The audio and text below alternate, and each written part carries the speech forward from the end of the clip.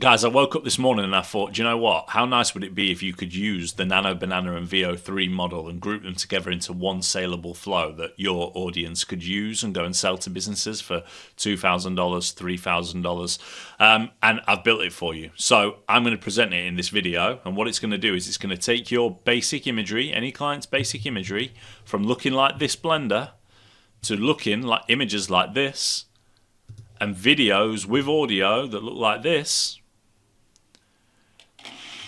in order for you to be able to go and sell them to your clients. Now, I'm going to be consistently producing content like this. You have to stick with me till the end of the video because I need to explain how the flow works. Let's jump straight in. So this is the flow that I'm going to be giving away for free. It's literally going to be in the description of this video, but stick with me till the end because you're going to need to understand how you need to piece this together from your side. We are using Kie AI, and this is a platform that I use regularly. It does have some free credits initially, but in order for you to take it into production from a client perspective, you're going to need them to obviously pay for Kie AI access. I just find it easier using Kie's AI documentation because from a Kie AI documentation point of view, all of the curls for the individual HTTP requests are inside of here. I'm not trying to get technical on this video. Everything will be done for you. It's already there. All you need to do is add your authorization keys to it. But what I'm saying is the reason why I use Kie AI is because when you debug later, it's just a great tool where you can go to one place and it has support for an abundance of individual AIs. Runway, Alf, Cedence, Suno is in here as well from a voice/music perspective. And yeah, AI imagery, you can choose from any of these Mid-Journey, Imogen for anything that you want. Today, obviously, I've used Nano Banana and V03. I think they are the most powerful that I've seen. To turn images from this to this with just literally an NAM form that you can pitch to clients makes it easy on their side, and it makes your job extremely easy because the flow, as you can see, is quite basic by nature. So you're not in a position where you're going to fall over yourself. You literally just have to watch this. So, what do we do? Well, the explanation of the flow is quite simple, and I'm not going to go into huge detail about it. Wherever there is an explanation, I've added a sticky note just to give you a basic understanding around what it is. This webhook here, let me just pop on my Presentify. This webhook here listens to the completion of this Nano Banana request here, and it has a callback URL in it. This callback URL will need to be updated to your individual form. So you will need to update this to your form, your production form, in order for it to work.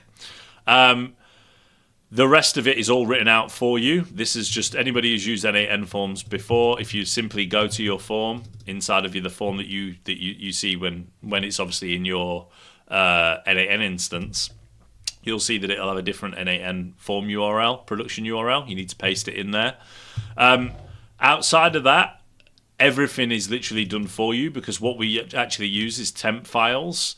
And temp files is a temporary upload of files we upload to re-download so that the AI agent can understand it. It was what just came to my brain at the moment when I was working on it of quickness to put this together. But this is production ready. Like, you can take this and you can run with it. If there are any edits before I put this video live, then I'll put them in the sticky notes. But ultimately, all we're doing here is setting a file URL and re-downloading the same file that we uploaded originally. Now, the reason that there's a set file URL in here is because there's a slight change. We're using this doesn't, and please don't blow your mind with this when you're listening to me. Depending on the level you're at, this might be basic for some of you. Some of you, this might be really technical stuff. But I'm using a replace all function to replace the URL tempfile.org with tempfile.org/dl, which is what I found the download URL to be. When I uploaded it, literally off the dome, this build had downloaded the file, and then we have an AI agent. Would you believe it? Now, yeah, I hear you cry. You've been saying not to use AI agents. The input to AI agents can accept binary files and text. So that's the reason I used an AI agent in this flow when my brain was mapping it out.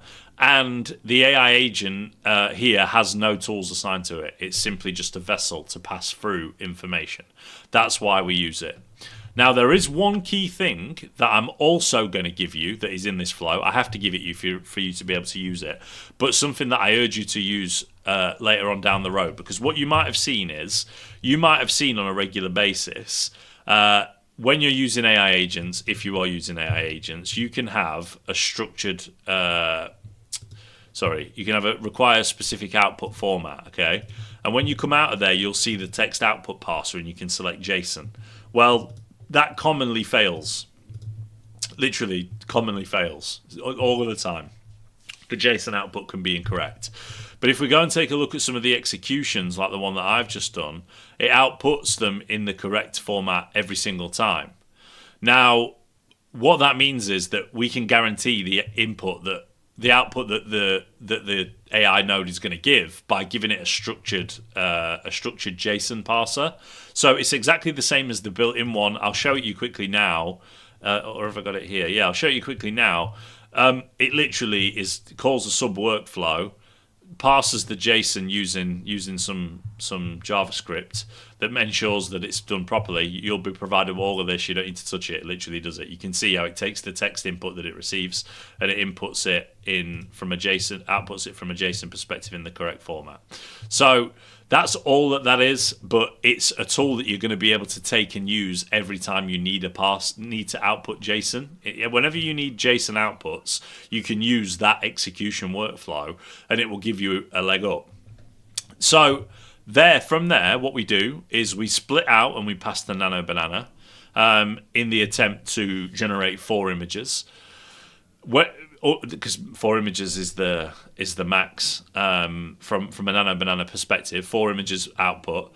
Now, I don't force the AI to produce 4 images if it doesn't think that the output is of high enough quality when it comes down to this individual flow. So we will see when we go live and when we look at what we've produced, and I'll run through a live flow with you. But looking at the V03 function, this is all going to be literally ready for you in the aspect ratio that we want it, everything that we've got. But what I wanted to try and educate you guys on, and it's like you're going to take this flow and you're going to be able to run with it, and that's fantastic. Okay, you've got yourself a flow here you can sell for thousands of dollars, literally thousands of dollars. Approach your business. Let's do it now. All right, watch this. I'm going to go to the Facebook ad library, all ads, and I'm going to search for blenders. Now, when we look through these blenders, take a look at some of the imagery and video of these blenders that they've got. Like this image here, for example, is an example of imagery. Look at that. Like, look at that image there, and then look at this image here. The quality of that image that we've produced is exactly the same quality as of that. But if I'm trying to find some examples. They're all videos. I mean, look, you could produce something significantly better than that for Burlinghouse. These images you can create depending on the prompts that you give it. Like, we want images, don't we? Let's see if we can filter by image. Media type, images, apply. Well, that's very odd. Let's see if we can see this. I mean, I don't know who's selling using creatives like that, but that is right. Okay, so it's from the marketplace. That would make sense. Look at this here. You can smash that out of the park with some of the imagery that, like the one that I've shown you. These are marketplace images, so let's just get rid of that. Let's just have one final look. The point I'm making is look at the output of the video quality that I've just shown you and the image quality that I've just shown you in comparison to some of the things you're seeing. You see? You could create images exactly like that with using V03. These images that you're seeing here like this, they're not of that look like these. They're so replicable, it's a joke, and you can improve on what they're doing for every business that you look at, and that is key. So moving away from looking at that, we found a couple of examples of blenders, not too much that I could find from a Facebook ad library perspective, but you can see, you already know from the business perspective. Maybe we go and have a look for blenders businesses that advertise blenders online and find some. Let's pick a couple. Smega good, so let's try these amount of images. Look at that image. Like, why would that business not pay you for that? I mean, I think that's a blog. But why would the business not pay you for imagery like that? They go for and look at that. We can produce something significantly better than that for Smeg. And maybe that's exactly what we try and do here. Why don't we? So let's have a look at the personal blender. Let's take the Smeg blender. Take this image. I'm going to save this image. I don't want your promotions. I've already bought your kettle. Smeg blender. Right? So now we're going to use Smeg blender. And I'm really going to dig deep in here into this because the flow is free and connecting them up is so easy. All you've got to do is go to Kie AI, create an account, go to settings. Am I on the wrong page here or not? No, we like it dark. Let's go to the dashboard, settings in Kie AI, API key, and your API key will show. Create it as a credential inside of the nodes inside of here where we make the HTTP requests for Nano Banana and V03, both of these. And you're cooking. You're literally aware. You'll have to connect your own models, obviously here, Drive, and append in a row Google Sheet, literally by ID. You still put your ID in there. That will work. Google Drive. I chose that by Drive name Test Creatives, but you can either put the ID and do whatever you want. The point is, we're going to create creatives that are better than what they produce. Now, I'm going to double up in this video because I'm going to have AI Studio create me a prompt for this. So, AI Studio, turn the temperature down. I'm using Gemini 2.5 Pro. And one of the big things I've been mentioning lately is the emperors versus the operators, right? And what to be an emperor, to be a builder, you can't just type in here now, please give me a system prompt for this, right? So you're going to have to stick with me whilst I generate this. So what I'm actually going to do is I'm going to add a system instruction. I'm going to write the system instruction myself, okay? And what I'm going to do is I'm going to play into two of the big boys in the space. You are you are tasked with using Nate Herc and Nick Sarayev to have a discussion about prompt engineering, a basic text prompt for video and text output using V03 and Nano Banana. They will be given an image and an explanation, and they should argue best practices via dialogue, and then at the end produce a prompt that outputs I don't know, 4 images and 1 video, but written in plain text. Kind of over engineering this up here. Well, not over engineering it, but that's not the best prompt that you would ever give it, but I'm writing and I'm on time to keep you guys engaged. So we'll see what this is. So now we're going to see. So now I'm going to say, let me go and get the Smeg image that I had. This is attached is a personal blender from Smeg. I need the best system prompt to produce a lifestyle image that beats the brand's own. You should be extremely specific with your prompt, arguing best practice, and set the whole scene for every every image and the video from second 1 to second 8 should be driven by your prompt. And let's hit run. And let's see if we can beat it using what I've just produced. The core key understanding around this flow is that SMEG are a massive company, right? And they're creative, even their creative, going back to where we were, even their creative does not beat what we can produce, right? It doesn't. So straight away, you can see how one of the biggest players in that space, high-end household items, if you like, I have their products in my house, the high-end items, if you like, we can actually improve their creative. So if we can do that, imagine what we can do when it comes down to SMBs that have, one in-house marketing guy or are trying to go and type prompts into AI every single time this happens, where they fall into the operator category, which is exactly where you don't want to be. So there's a discussion that happens.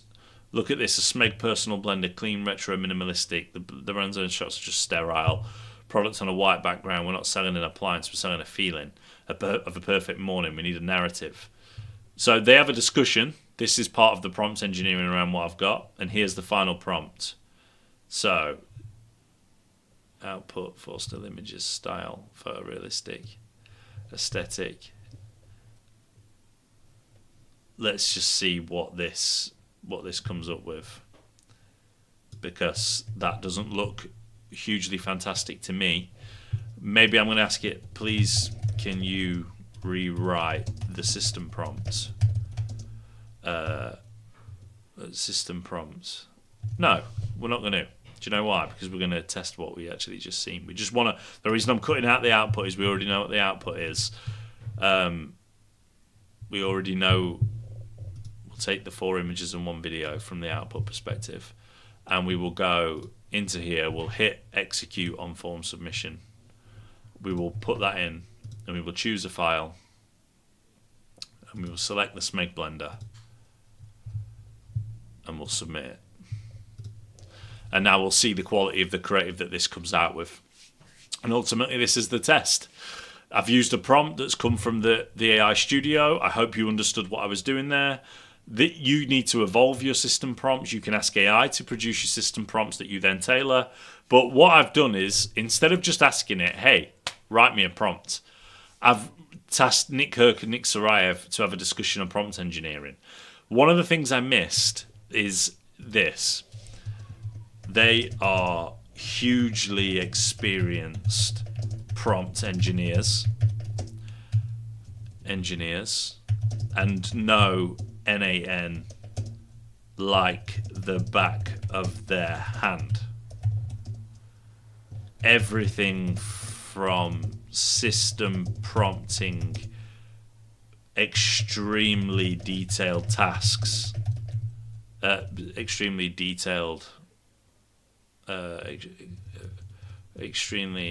in-depth prompting, extremely workflows, to writing JavaScript. Everything from system prompts to writing JavaScript, they are best in class at. Let's say that. Right. So we challenged Nate and Nick to create us a prompt. It's now time to check out the results of said video and imagery, which is going to be interesting. So let's go and take a little look through here. We have the first image, which looks like a close-up, which looks absolutely fine. Nothing wrong with that at all. Not exactly fitting on the page of what they want, but that is perfect for like a carousel or a collection advertisement. We have another image here. I think that would be better if it was actually blending at the real time. The prompt missed that. But excellent quality imagery. Beats their quality of imagery by far. And then the big one, let's check the video out. Let's check the video out and see.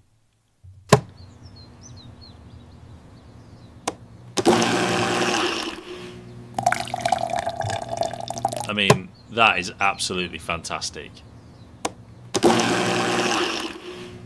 When you're talking about imagery and image generation and video generation for e-commerce businesses, in this case, we've produced better content than what they can produce internally, which is scary because they're not a small firm.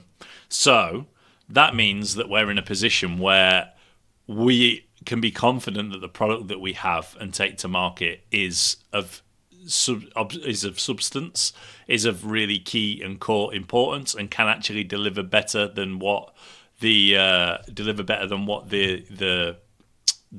major businesses can. And if we can do that, then every single SMB you speak to would snatch your hand off for something like that. If you can replicate that flow for everybody, create them their own Kie AI. That's all they need, their own Kie AI, and then use that to be able to resell. Every single business is going to be able to use this flow that I'm giving you using Kie AI, as long as they produce their own, they create their own account, they give you access or whatever, you get their API key, you update the API keys inside of the flow, and from there you have a resaleable flow that you can go across any business with, or even your own. One final time, just to run through this, let me hit refresh. So one final time, we upload the file, we re-download, we pass it through an AI tool with a system prompt. Feel free to try and make this more concrete. If you wanted to update it, you can play and test with it. That's how I name them. Like if I'm messing around with something like now, I know I'm playing with it, but I have the original, so I can do this. You also have obviously version history. The safe JSON parser is something which is a bit of a huge bonus in this video. That is something that you're not going to have had previously, but will save you a significant amount of headaches when it comes to the output, especially when using AI assistant. So if you're ever using an AI assistant, always use this safe JSON output parser. It will ensure strictly the JSON is exactly how you want it to be. Make sure that you're using that. The nodes that you need to update fall into these categories here. So inside of the individual node for Nano, Banana, and for V03, you already have the individual curls imported from Kie AI, so you don't have to worry about the structure of the nodes. But what you have to have concern with is the URL that is inside of the node that matches your URL. I will edit this and type it out so that you know to insert it there. You also inside of there need to add your credential. My Kie AI is here. You can pass them as headers, as you've seen me do historically as well.